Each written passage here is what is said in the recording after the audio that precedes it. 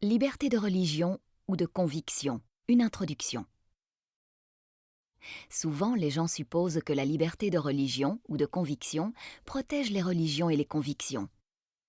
En réalité, ce n'est pas le cas. Comme tous les autres droits de l'homme, la liberté de religion ou de conviction protège les personnes et non les religions ou convictions en elles-mêmes. La liberté de religion ou de conviction protège les gens qui s'identifient à une religion, y croient ou la pratiquent, que cette religion soit ancienne, nouvelle, traditionnelle, dans un pays ou pas. Elle protège également les personnes qui, sur des questions fondamentales, ont de profondes convictions non religieuses, comme les athées, les humanistes et les pacifistes, et ce, quel que soit leur pays de résidence. La liberté de religion ou de conviction protège même les personnes qui ne s'intéressent absolument pas à la religion ou aux convictions. En d'autres termes, la liberté de religion ou de conviction protège tout le monde. Alors, quels droits ou protections avons-nous ? La première dimension essentielle de la liberté de religion ou de conviction est le droit d'avoir librement une religion ou une conviction, de la garder, d'en changer ou de la quitter. Il s'agit de vos convictions personnelles. C'est la dimension intérieure de la liberté de religion ou de conviction.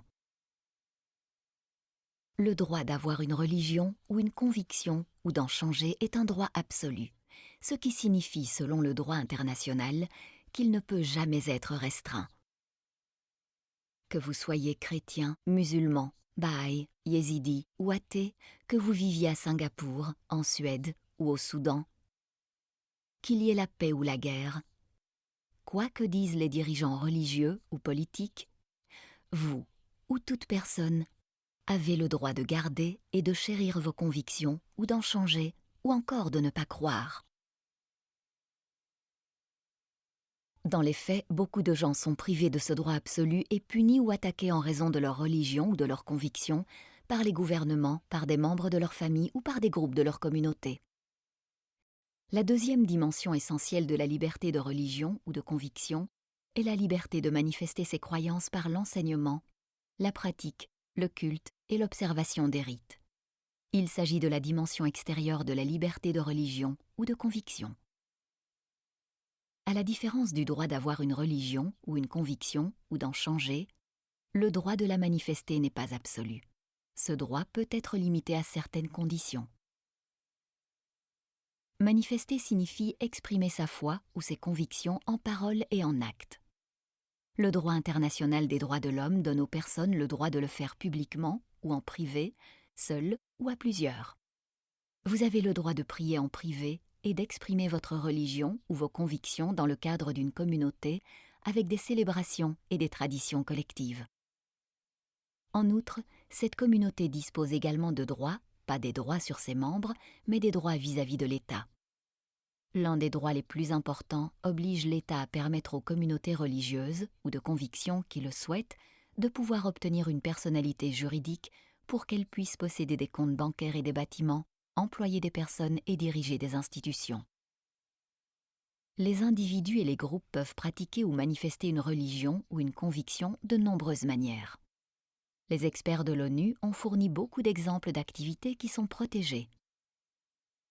Se réunir pour le culte, célébrer les fêtes et observer les jours de repos. Porter des vêtements ou signes religieux et suivre des régimes spéciaux. Disposer de lieux de culte, de cimetières et afficher des symboles religieux.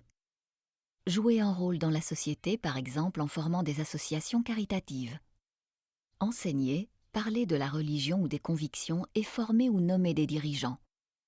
Écrire, publier et diffuser des textes relatifs à ses croyances. Recueillir des donations volontaires. Et communiquer sur des questions liées à la foi au niveau national et international. À ce stade, vous pouvez penser « Très bien, c'est exactement le genre de droit que je veux pour ma communauté. » Mais vous pourriez aussi vous inquiéter. Qu'en est-il des groupes qui répriment et contrôlent leurs membres ou qui promeuvent la haine ou la violence envers les autres?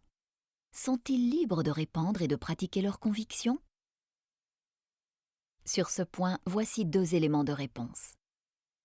L'article 5 du Pacte international relatif aux droits civils et politiques interdit l'utilisation d'un droit pour en détruire d'autres. Ainsi, La liberté de religion ou de conviction ne donne la permission ni à l'État, ni à aucune personne ou aucun groupe de réprimer les gens, d'inciter à la violence ou de commettre des actes violents. Ensuite, bien que le droit d'avoir et de choisir ses convictions ne puisse être restreint, le droit de manifester ou de pratiquer une religion ou une conviction peut l'être. Cependant, l'article 18 stipule qu'il ne peut être restreint que dans le respect des 4 règles suivantes. La restriction doit être prévue par la loi. Elle doit être nécessaire à la protection d'autres personnes, non discriminatoire et proportionnée aux problèmes qu'elle cherche à résoudre. Ces règles sont d'une grande importance. Sans elles, les gouvernements pourraient restreindre tout groupe ou pratique qui ne leur convient pas. Les limitations sont censées être utilisées en dernier recours et non comme un instrument de contrôle de l'État. Malheureusement, de nombreux gouvernements ignorent ces règles et il existe d'innombrables exemples de violation du droit de manifester sa religion par des États. Sur le site, vous trouverez une vidéo pour chacun de ces sujets. Elle vous présentera dans le détail ce que ce droit signifie dans la pratique.